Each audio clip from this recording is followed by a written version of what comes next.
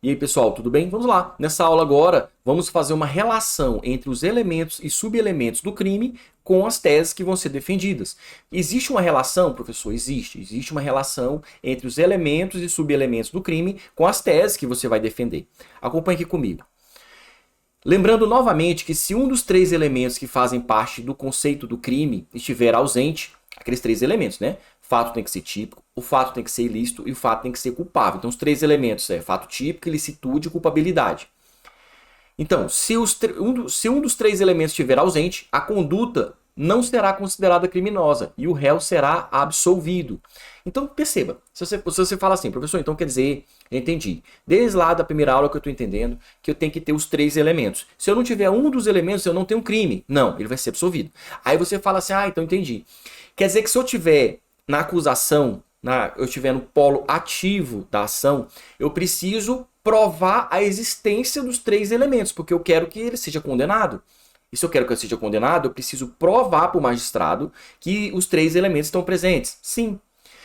Então quer dizer também que se eu for dar a tese de defesa, eu preciso fazer prova, convencer o magistrado de que um dos elementos não estão presentes. Um ou mais, né? Um dos elementos ou mais não estão presentes, para eu poder então buscar a absolvição do meu cliente, do réu? Sim. Então perceba que tanto para a acusação quanto para a defesa é preciso, nas teses que ele vai estar defendendo, tese de acusação e tese de defesa, ele vai estar trabalhando os elementos. A acusação vai tentar convencer o magistrado de que aqueles elementos do crime, né, estão presentes. Enquanto a defesa vai dizer que um ou mais daqueles elementos não estão presentes. Percebeu a relação entre as teses que são defendidas e os elementos? E aí, pessoal, quero fazer algumas observações. Olha só, acompanha aqui. Primeira observação. Esses elementos possuem subelementos. Lembra que nós falamos na aula passada? Até montei uma tabelinha e falei, olha, pessoal, né, no decorrer do curso, a gente vai colocando subelementos. Então, primeira observação. Esses elementos, eles possuem subelementos. E a ausência do subelemento implica necessariamente a ausência de elemento, que desconfigura o caráter criminoso da conduta. Então, quando a gente fala do castelo de cartas, nós temos os andares. Os andares são os elementos. Cada carta é um subelemento. Então, se você não tem subelemento, você não tem elemento. E se você não tem elemento, você não tem crime. Então, assim, quando a gente fala que tem que estar presente os três elementos, nós falamos também que cada elemento desse tem que estar presente os subelementos deles. Então, por exemplo, se um elemento tem 4 subelementos, os 4 subelementos têm que estar presentes para que tenha o elemento.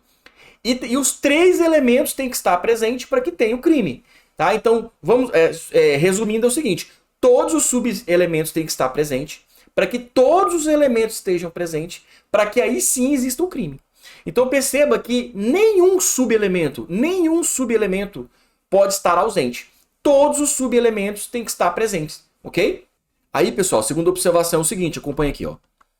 Quase a totalidade, quase todas as teses de mérito estarão relacionadas, de maneira direta ou indireta, com o fato típico, a ilicitude e com a culpabilidade. Então, 90% das teses que você vai estar ali defendendo, tanto para acusação quanto para defesa, estão relacionadas aí de maneira direta ou de maneira indireta a esses elementos e subelementos que fazem parte do crime, ok? Certo, professor, o que mais? Olha só, acompanha aqui. Reflexo das teses. O que uma tese de mérito faz é basicamente excluir um desses elementos do crime. Tá? Então, claro, a gente está falando aqui das teses de defesa. Ele tenta o quê? Excluir um dos elementos do crime para poder conseguir a absolvição do réu. Então vamos aqui, eu poderia falar tanto das teses de acusação quanto das teses de defesa. Eu vou trabalhar aqui com as teses de defesa, tá? Então qual que é a ideia da defesa? É excluir um dos elementos ou subelementos do crime para que não exista crime e para que ele seja absolvido, o réu, o acusado, seja absolvido. Então olha só.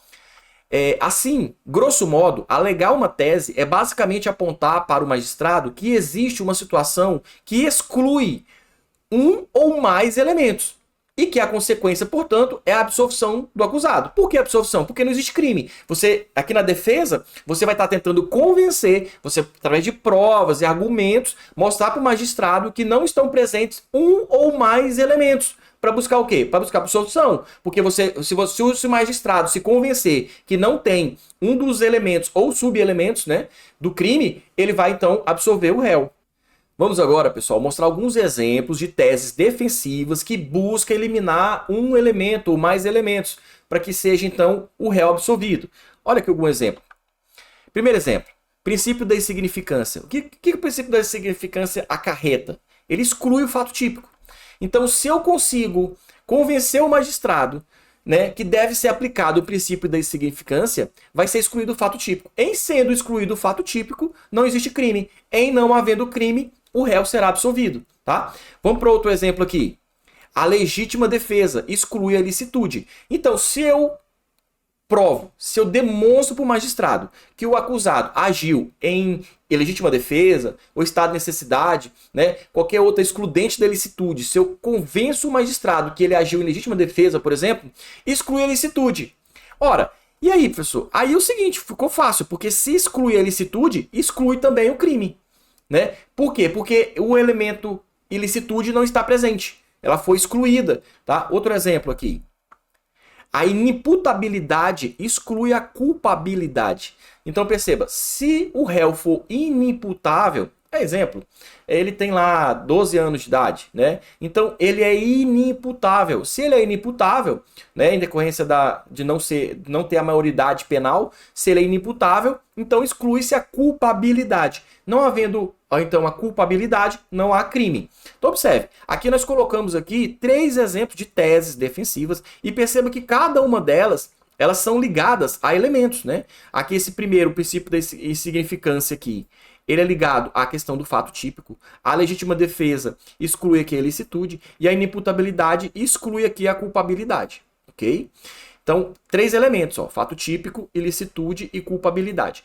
Aqui, pessoal, só lembrando uma coisa, eu dei exemplos de teses que buscam eliminar os elementos. Mas quem está do lado do polo ativo na acusação, ele vai lançar teses de acusação para provar a existência dos elementos, para dizer que teve o crime. Então, são antagônicos, né? Enquanto a defesa tenta excluir os elementos para dizer que não tem um crime, a acusação tenta provar que todos os elementos estão presentes para dizer que houve o crime e buscar, então, a condenação do réu. Ok?